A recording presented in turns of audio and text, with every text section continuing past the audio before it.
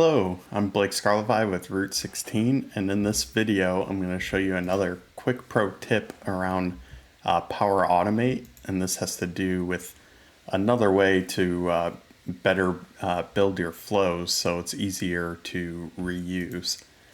So we have a simple Power Automate here that we're just going to auto name an opportunity when it's created. So this one's very basic as we get into it. It's basically opportunity gets created. We're going to retrieve the name of the related account, and then we're just going to update that same opportunity and set its name to the account's name plus the type of the opportunity, which is a pick list. So very straightforward. We can look at a sample run here. So as you can see, in this case, the opportunity was created.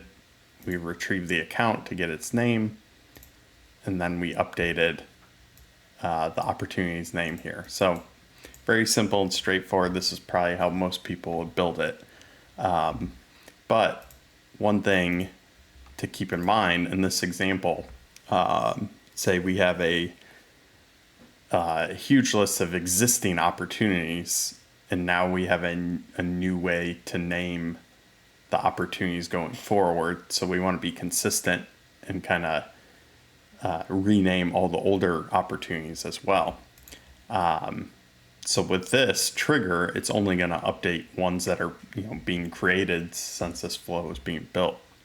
So what we could do instead of just building that normal trigger is we could switch this to be a child flow, basically.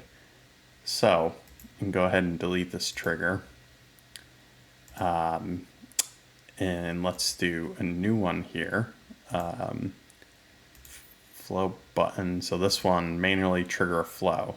And then in this case, we need to have an input parameter as well, which we'll just use a text, and we'll call this opportunity ID.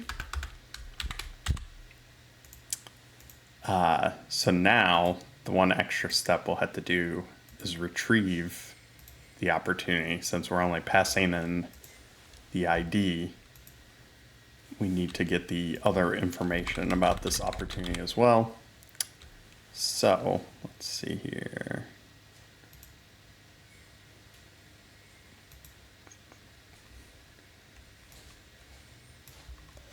Let's look through this list. There it is. I was not searching it for some reason. So now we can pass the row ID from the parameter we put in. And so now we're going to retrieve the opportunity. And then in this case, we're going to have to pull the account from the opportunity that we retrieved.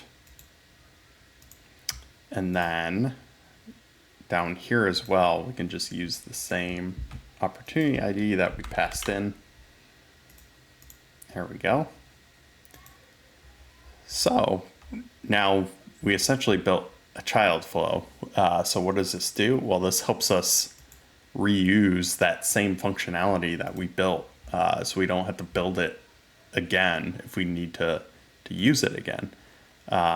So what can we do now? We can build essentially 2 or even more Power Automates that leverage that same functionality. So for example, we want one that, like we had before, where it triggers when an opportunity is created. I used the wrong trigger here. Let's try this again. So Dataverse, when a row is added, change type. So added, and then our opportunity. So essentially exactly what we had before, right? But now we are going to call our child flow, which we can, if you search for child flow, there's this run a child flow here. And now we should be able to pick our auto name opportunity, right? And it needs the opportunity ID. So we'll just pass in the opportunity ID from the opportunity that was just created, and we can save this. And so now, right, we have our child flow that's handling all the logic. What's this saying? Oh, we forgot to build a, in the child flow, we have to respond back to the parent flow. So let's try to do that real quick.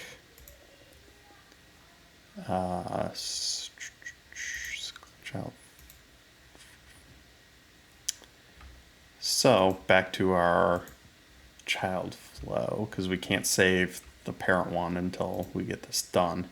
So we can search for, let's see, respond to a Power App or flow. So this is all we need. If we want to add more information, we could add an output parameter here for, like result, whether maybe it was like successful or failure, if we need to know that specific detail, right? So this should let us save it now. We can name this when opportunity is created, auto name. Okay, so we have our child flow that handles all the logic, right? And now we have a parent flow that triggers it based on when an opportunity is created. So essentially we have what we did before, but what we can also do, actually probably don't need this on a schedule, but say we want to update all the existing opportunities, right? So we can build a flow that's triggered manually. And what this is going to do is then it's going to retrieve all the opportunities. For the purposes of this video, I'm just going to retrieve all opportunities. You would probably want to filter it based on some sort of criteria. You might not want to rename every single one, for example. But what we can do now, so we're going to grab all the opportunities. Now we want to loop through each one. So we're going to do apply to each, pass in the list of opportunities. And then within our loop, we can do the same thing where we call our child flow. So run a child flow, the auto name opportunity one here, right? And then we can save this. Okay, it's just warning me. Oh yeah, we need to pass the opportunity ID, of course. So this is coming from the list rows. And it's warning me that I don't have a filter on my query, which is fine for this purpose. But we can go ahead and run this. I don't think I have very many records in here at all, so it should be pretty quick. But essentially we can use it as like a backfill, right? So we can trigger this flow manually. It's going to go through all the opportunities, and then for each one, we're just going to go and trigger our child flow, which is our actual auto name one, right? So here we should see multiple runs now. All these 3 that ran recently. And we should see that we passed in the GUID. It retrieved the opportunity. We're retrieving the account, the related account. And then we are updating the opportunity. In this case, it didn't have a type, so it's not setting that type in there. And then it responds back to the parent.